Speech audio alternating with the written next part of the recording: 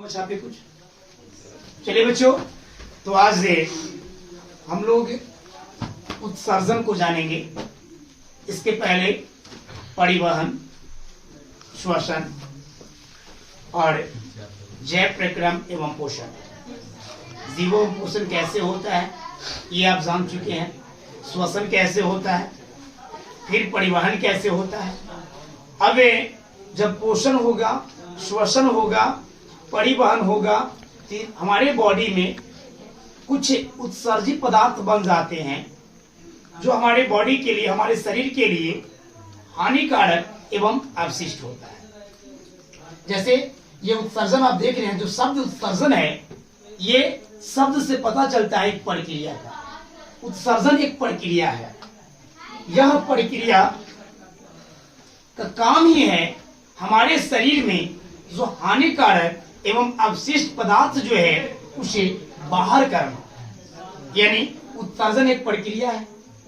ऐसी प्रक्रिया है जीवों में उपापचयी क्रिया के फलस्वरूप हानिकारक एवं अवशिष्ट पदार्थ बनते हैं, उसे शरीर से बाहर करने की प्रक्रिया को उत्सर्जन कहते हैं।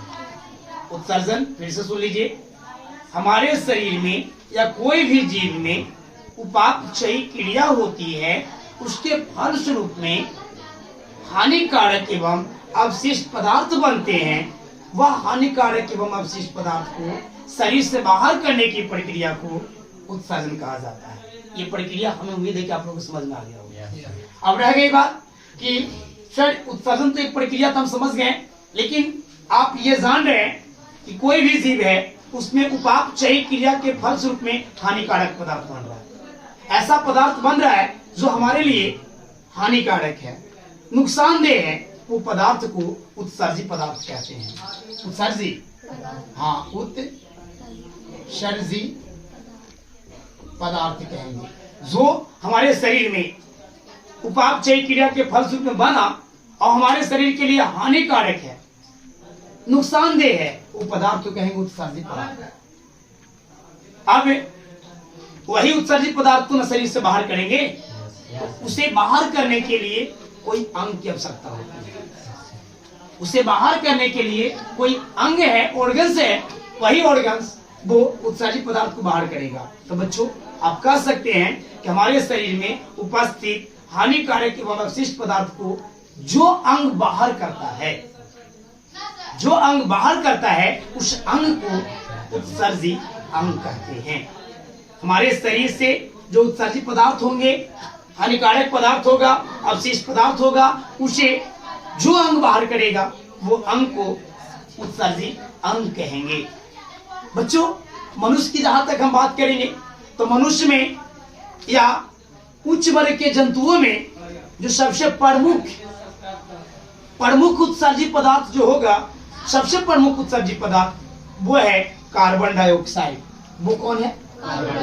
हाँ, कार्बन डाइऑक्साइड है। आप जानते हैं कि ये कार्बन डाइऑक्साइड हमारे शरीर में जो बनता है, वो श्वसन क्रिया के दौरान में हमारे शरीर से बाहर निकल जाता है। ऐसे बाहर करने वाला अंग आप श्वसन में जाने थे, ऐसे यहाँ भी जान लीजिए, सभी जीवों में अलग अलग होता है।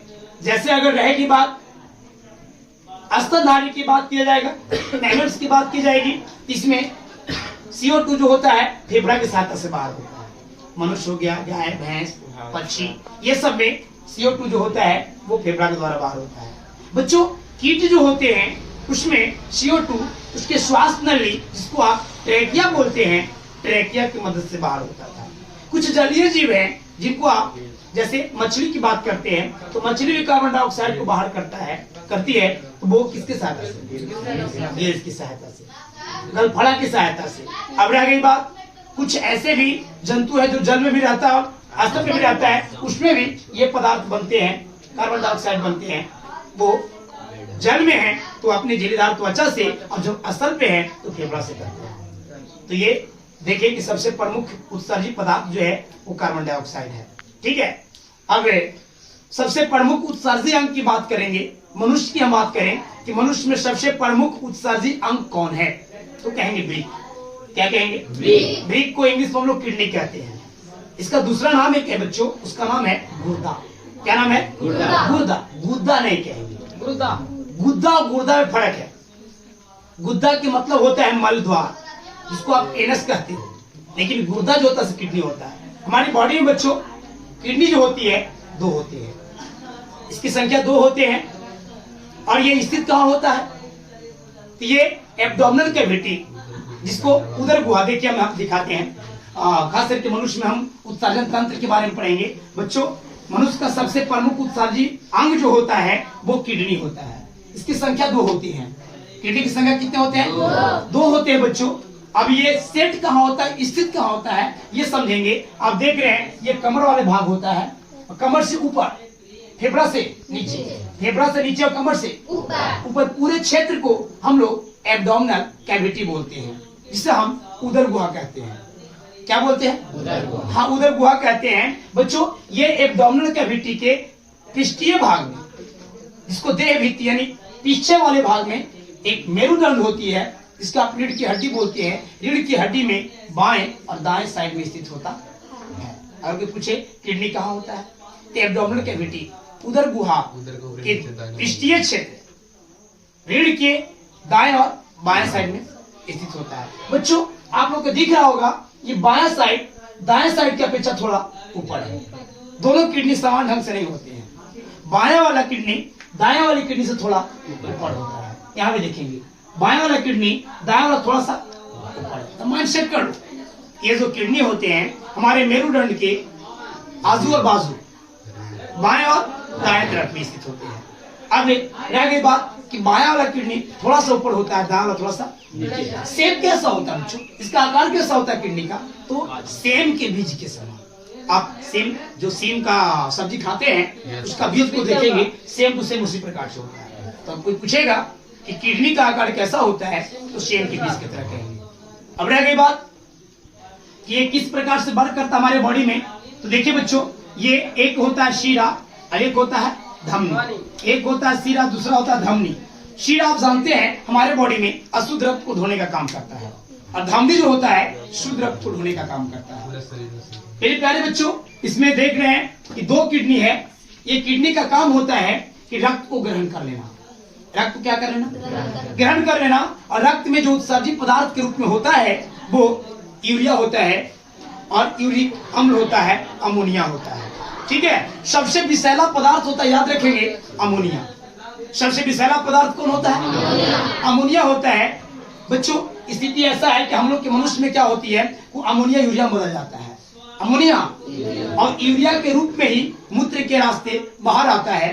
बाद में पुनः वो जब वायु के संपर्क में आता है यूरिया, तो पुनः अमोनिया बदल जाता है, जिसके कारण से एक विशेष प्रकार की उसमें गंध भी आती है। अब देखते होंगे जहाँ पे टॉयलेट किया हुआ रहता है, लोग ज्यादातर जाकर वहां टॉयलेट करते हैं, मूत्र का त्याग करते हैं, उस जगह पे एक अलग तरह की बास आती है नहीं? तो आइए बच्चों इसको थोड़ा सा डिटेल जानते हैं। कोई पूछेगा कि मनुष्य में वृक्क की संख्या कितनी, तो कहेंगे 2 होते हैं। कितने होते हैं? 2। बाएं वाली थोड़ा ऊपर, दाएं वाली थोड़ा नीचे। बच्चों वृक्क से 2 नली निकला होता है। वृक्क से 2 इसका जस्ट ये साइड हम दिखाए कहाँ व्यवस्थित होता है। देखिए व्यवस्थित है आपका सत्य एब्डोमिनल कैविटी में, पृष्ठीय क्षेत्र में, पृष्ठीय भाग में, और रीढ़ के अगल और बगल में स्थित होता है, बाएं और दाएं स्थित होता है। बच्चों यहाँ से देख रहे हैं कि किडनी से एक नली निकला हुआ है। दोनों किडनी से एक नली है, दोनों किडनी से एक नली है। ये नली को बच्चों हम लोग मूत्रवाहिनी कहते हैं। मूत्रवाहिनी किसे कहेंगे? वृक्क से बने मूत्र को मूत्राशय तक लाने वाले नली को, वृक्क से बने मूत्र को मूत्राशय तक लाने वाले नली को मूत्रवाहिनी। ठीक है, देखेंगे हमारे यहाँ इसका काम क्या है। जो भी किडनी मूत्र का निर्माण कर रहा है वो मूत्र को मूत्राशय में लाने का काम मूत्रवाहिनी का है। तो इसी के आधार पर परिभाषा दे देंगे कि किडनी से मूत्र को मूत्राशय तक लाने वाले नली को मूत्रवाहिनी कहेंगे। अब इसके बाद बच्चों एक देख रहे हैं कि गोल ब्लाडर टाइप में दिखाई दे रहा है। ये ब्लाडर जो है इसे हम लोग इंग्लिश में यूरिनरी ब्लाडर कहते हैं, या फिर हिंदी में मूत्राशय कहते हैं। इसका काम है बच्चों जो भी किडनी में मूत्र का निर्माण होगा, ये मूत्र को कुछ समय के लिए इकट्ठा करता है अपने पास में। आप जानते हैं ऐसा हम लोग में सिस्टम नहीं है कि यहाँ से जब बंद करके निकला तो हम लोग को टॉयलेट लग जाएगा, ऐसा है नहीं, ऐसा कोई सिस्टम नहीं है। यानी जब भी बनता है तो धीरे धीरे कर करके यहाँ जमा हो जाता है। जैसे इसमें जमा होता है, जब टंकी फुल हो जाती है, मूत्राशय फुल हो जाता है, तभी वो सूचना भेजता है मस्तिष्क कि जी हम फुल हो गए, हमें खाली करवा दी। ठीक है, यानी जैसे ही फुल होता है तो सूचना भेजता है मस्तिष्क को कि हम फुल हो चुके हैं, हमें बाहर भेजाइए, हम जाइए, हमें बाहर छोड़िए। तो ये स्थिति बच्चों में नहीं हो पाता है, ये व्यस्त में होता है। और जो बाल्यावस्था में आ चुके हैं, यानी ये जो सूचना भेजता है उस सभी में नहीं भेजता, बच्चा में भेजता तो उसको पता ही नहीं चलता। छोटा बच्चा को देखे होंगे, उसको उसका भी टंकी फुल होता है, मूत्राशय फुल होता है, वो भी सूचना मस्तिष्क को भेजता है। लेकिन स्थिति ऐसा है उसको पता ही नहीं चल रहा है कि हाँ वो कह रहा है कि खाली कर। ठीक है, वो पता उसको नहीं चलता। देखते होंगे कोई छोटा बच्चा कभी शुरू हो जाता है बेड पर जहाँ, क्योंकि उसका सूचना पता ही नहीं चलता कि हाँ क्या कर। लेकिन हम लोग को पता चलता है, जितने भी व्यस्त होते हैं सबको पता चलता है। जैसे टंकी फुल होती है तो एक इंडिकेट आता है कि अब चलना चाहिए, है नहीं? तो जाते हैं आप, अगर मान लिया जाए कि अगर गांव पे है, घर पे है, पूजा पे है, तो बाबा पंडित जी थोड़ा सा 1 मिनट, क्या है बस हम लोग इंडिकेट करते हैं 1 नंबर, है नहीं?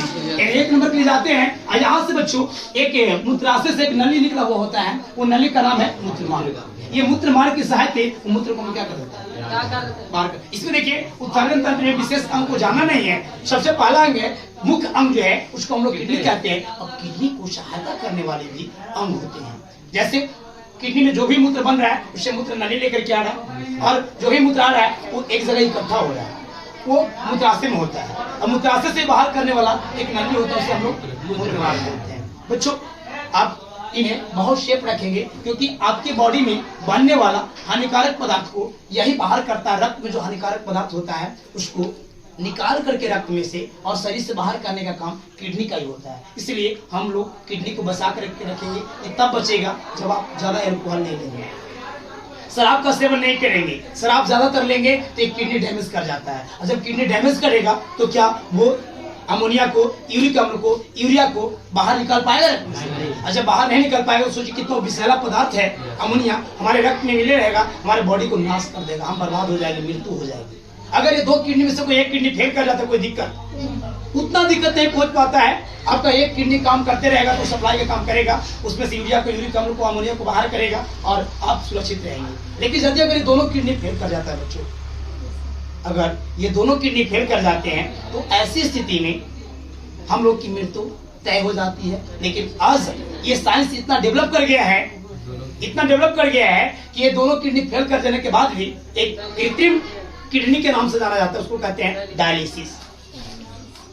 वो डायलिसिस क्या करते हैं, यही काम, जो काम यहाँ पे देख रहे हैं कि सीरा और धमनी में लग करके किडनी कर रहे हैं, वही काम डायलिसिस करता है। कुछ समय तक डायलिसिस को लगा करके और आपको सुरक्षित किया जा सकता है नहीं? तो मुख्य रूप से ये मनुष्य में उत्सर्जन तंत्र था। आप बता सकते हैं मनुष्य में किडनी की संख्या 2 होती है, बायां थोड़ा ऊपर, दायां थोड़ा नीचे। ये कहाँ स्थित होता है? एब्डोमिनल कैविटी में, पृष्ठीय क्षेत्र के, रीढ़ की हड्डी के दाएं और बाएं क्षेत्र में स्थित है, बाएं भाग में। ये धूसर, कैसा धूसर? भूरे रंग की होती है। ये ग्रंथि जो धूसर गाढ़े भूरे रंग की होती है। बच्चों इसमें जो भी मूत्र का निर्माण होता है उसे लेकर आने वाला नली को क्या कहते हैं? मूत्रवाहिनी। और मूत्रवाहिनी मूत्र को कहाँ जाकर के छोड़ने का काम करता है? मूत्राशय में। कहाँ? मूत्राशय का काम है कुछ समय तक वो मूत्र को इकट्ठा करके रखना, और इसके बाद भी जब ये मूत्राशय फुल हो जाता है तो मूत्र मार्ग के द्वारा क्या कर देता है? बाहर करते हैं। क्या समझ में आया? मनुष्य में समझ में आया? इसके बाद नेक्स्ट चर्चा